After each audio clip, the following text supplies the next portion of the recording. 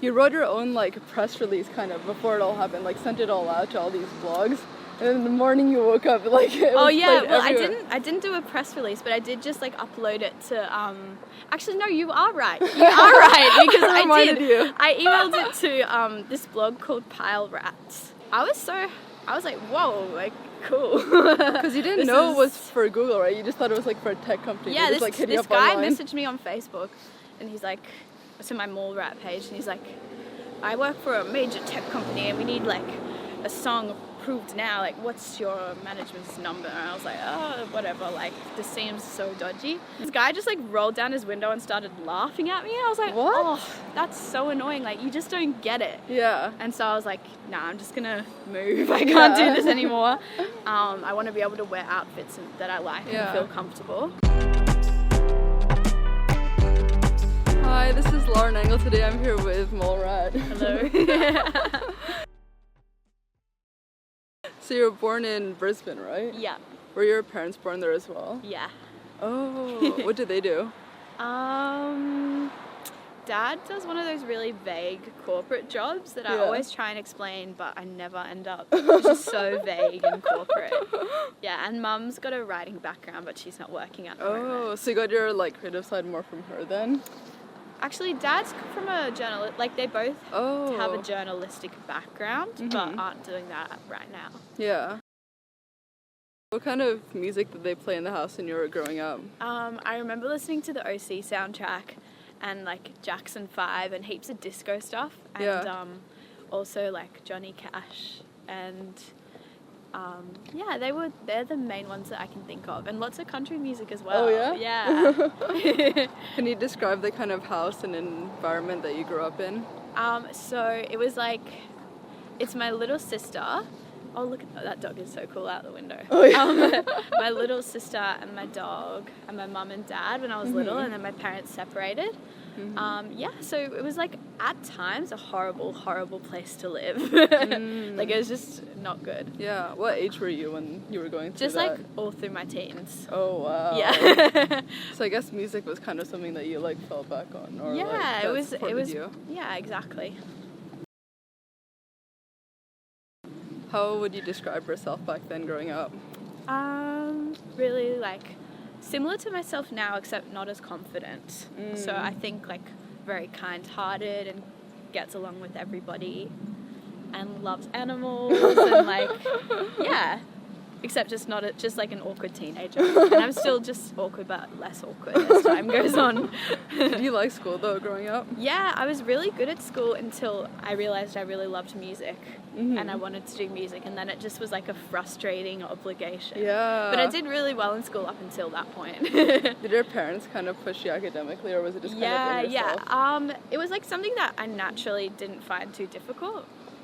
But like my sister and I were both at school on scholarship, so there was some pressure to like maintain that. Yeah. Before music, what was your favorite subject? Japanese. Oh really? Yeah. What about it? I thought it was just really structured, and the teacher was really gorgeous, like really kind-hearted. Yeah. I also really liked English. Oh, did the Japanese side kind of influence you now, or is it? Like, I love Japan. Yeah. So I guess so. And your style, or? Yeah, I love Japanese style. Like, I got this in, like, my jacket in Japan. Oh. And yeah, I don't know. Like, when I went to Japan last year, we just bought so many clothes. What was the first record you bought? I think it was maybe Allday's album. Oh, really? Yeah, with my own money, like. That's so full that, circle. And also Azalea Banks. And then how did, like, music take a bigger and bigger part of your life? Was there, like, a turning point? Yeah, I always feel so weird repeating myself about it, because I feel like I must talk about him so much. But it was going to an Allday concert. I went and I was like, and when I started listening to his music, I was like, oh my God, this is something that maybe I can do. Yeah. So, yeah. Were you doing music before? Like, did you learn any instruments? When I was really little, I did a little bit of piano, and I was in, like, school choirs. So I think the choirs probably gave me some confidence that I could sing, but it was never, like, an enjoyable experience. But I knew that I could. Yeah. But it's funny because now I don't think I'm that good of a singer. I think that I'm a good songwriter, but I think my voice is only good for my songs. It's not even that good. Oh my God, no. But for like the songwriting aspects, were you like good at writing in general, like stories, like creative writing for school? Yeah, I think I was good at writing and communicating. Mm-hmm. And then after like the Allday concert, did you just realize that you were able to write songs as well, or how did that come about? Yeah, like at the beginning you don't have that much confidence in your ability. So like definitely at the beginning it was just something that I was very scared to show people.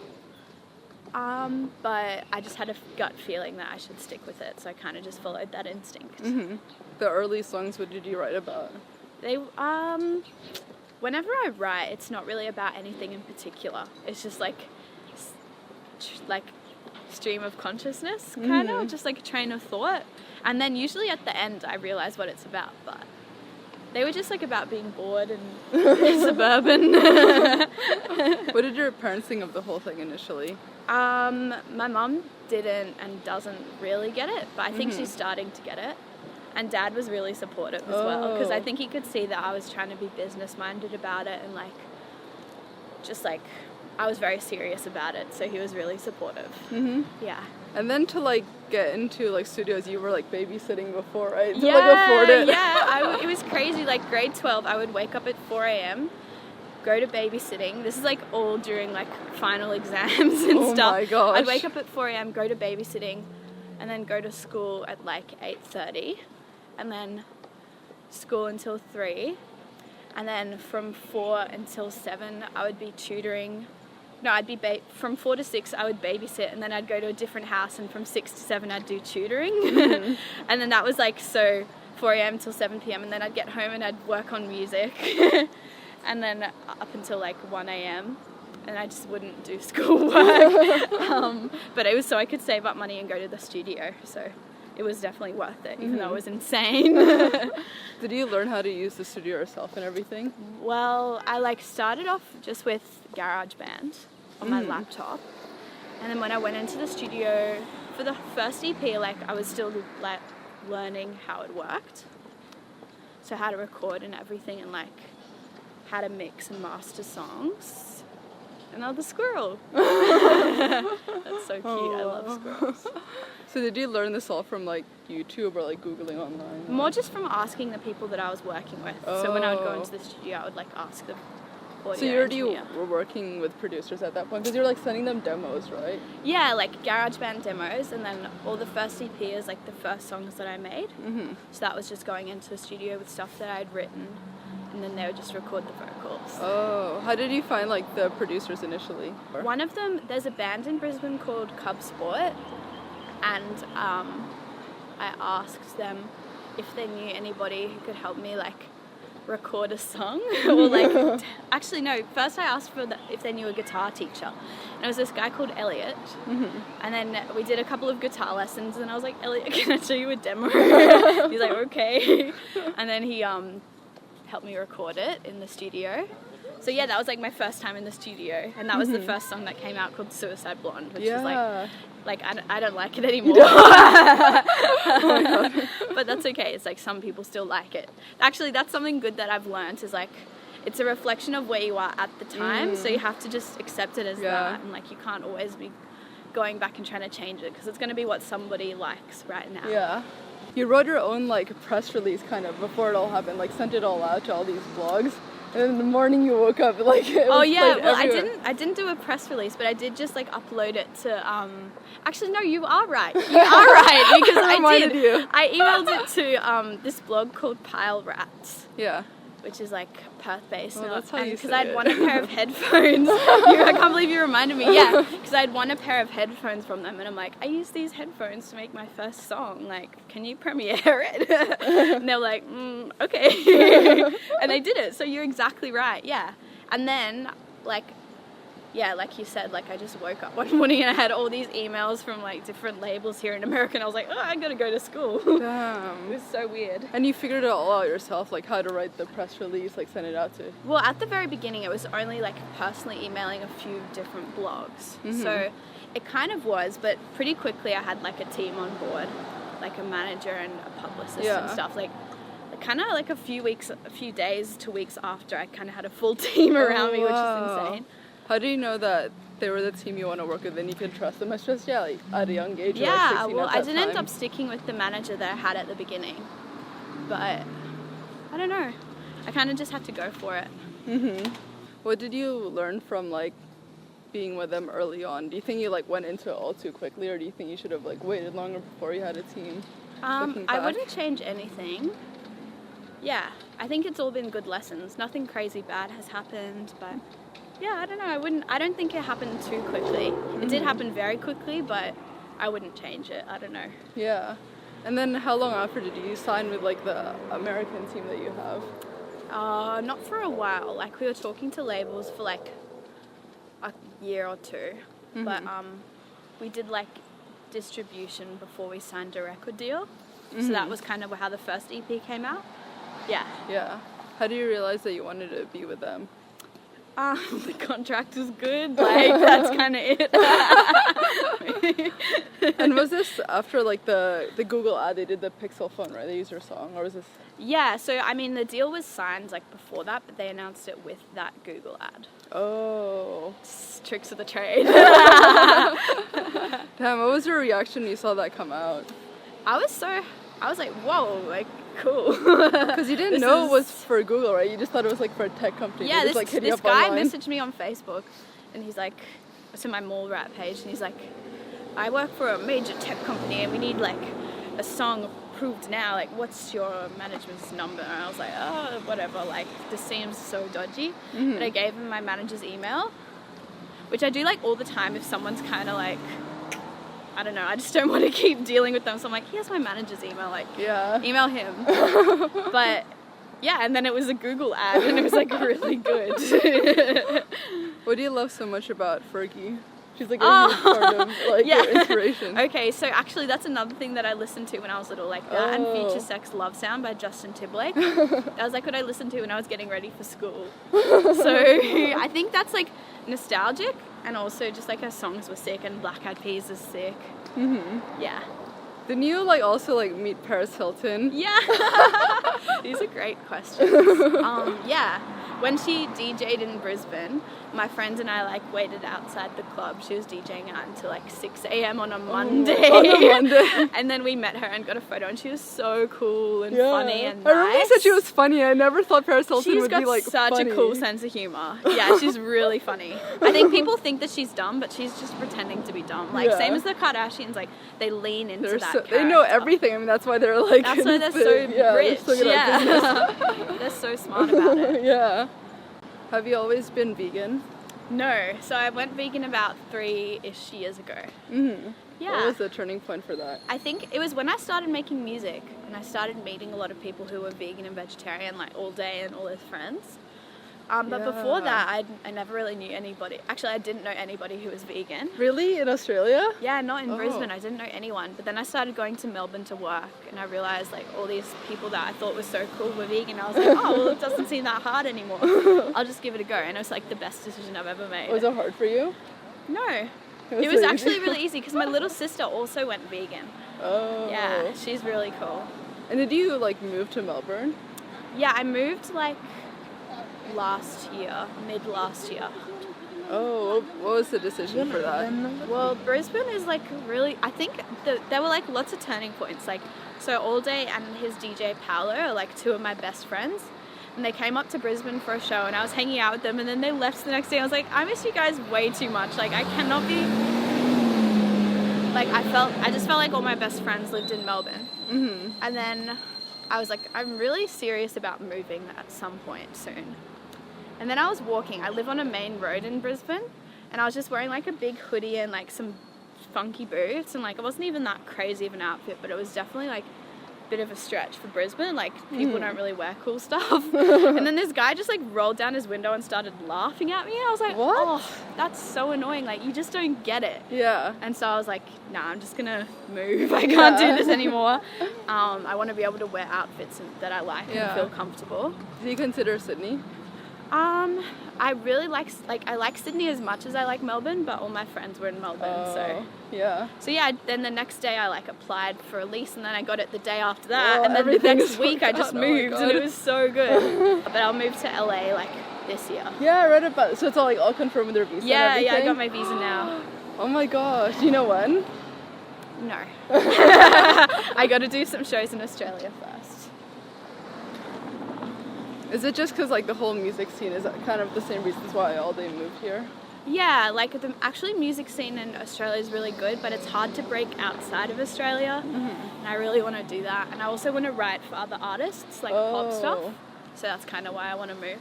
Yeah. Did you always want to songwrite for other people? Nah, I didn't really realize it was a thing for ages.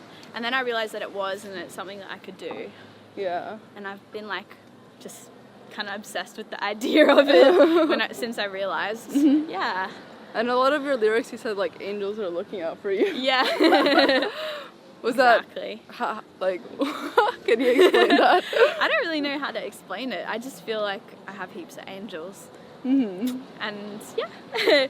But also I think that do you know much about the ideas of metaphysics and laws of attraction? Yeah, but explain it. It's just a good summary is that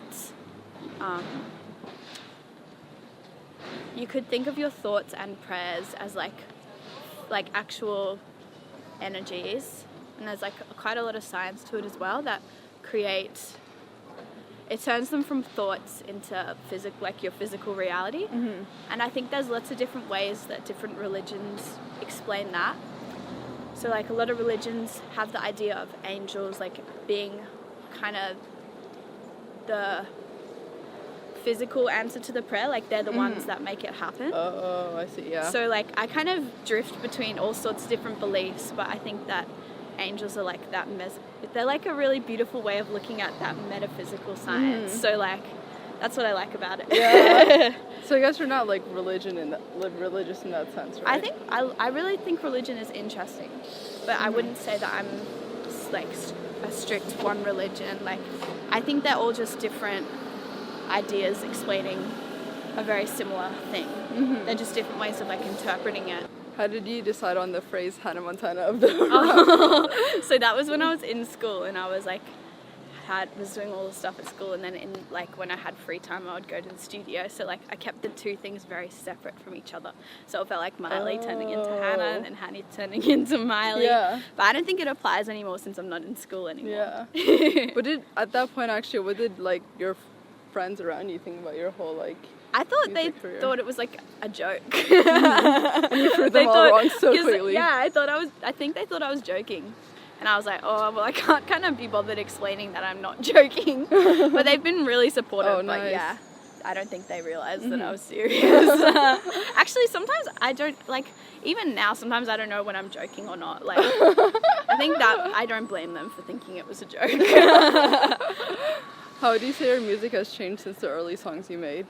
I think I've learned more about the process and about people and stuff. And production is a main thing that I really love learning about, and I've learned so much, and yeah, I think I've just learned more. How about the style itself? I think that every single song that I make pretty much is a different style to another one, because I used to really worry about that and be oh, I'm not I wish I could have one sound for this EP, or wish I could know what genre this is. But then I realized that I like albums that have lots of different sounding songs on them, and that my writing style for vocals is the thread that kind of carries it all, so I don't really need to stress about the production and the sounds, because when they hear my voice, people will know that it's my song. What would you say have been your inspirations for a music video? I feel it's very a MALLRAT type of music video. Oh yeah, for my music videos? Yeah. Well, the earlier ones, I just me downloading videos from YouTube and then scrapping them together. Kind of Lana Del Rey video games and some of her early videos. Except more 90s, maybe, more cartoon stuff in them. And I love 90s fashion. I'm always like watching like videos from the 90s just for the fashion. Mm-hmm. But for more recent stuff, I don't know, I like so many different things. I really love Travis Scott's videos. Oh, They're so good. Yeah. And all Lana's videos are still so cool. Were you going by other names before MALLRAT? No. Oh. That was like the first stuff. Yeah. Yeah. And how did you come up with that again? Well, like Grace was taken, so I had to think of something. And then there's a song by the Orwells called Mallrat's La La La, and when I heard it, it just like reminded me of like a really angsty teen movie, and I was like, well, that's how I feel right now, so that's perfect. And yeah. Did you ever think of going by your full name? Nah. No. Shaw is like such a boring last name, it just doesn't sound good. How do you think you've grown as a person since when you were younger? Like, I think I've become more assertive and better at saying like no and telling people what I want, and like thinking about business stuff. I can't believe how beautiful all these flowers are. Oh yeah, like, they're so so stunning. manicured. Yeah, I think I've just become like better at being in charge. Mm-hmm. What would you say have been your biggest challenges so far?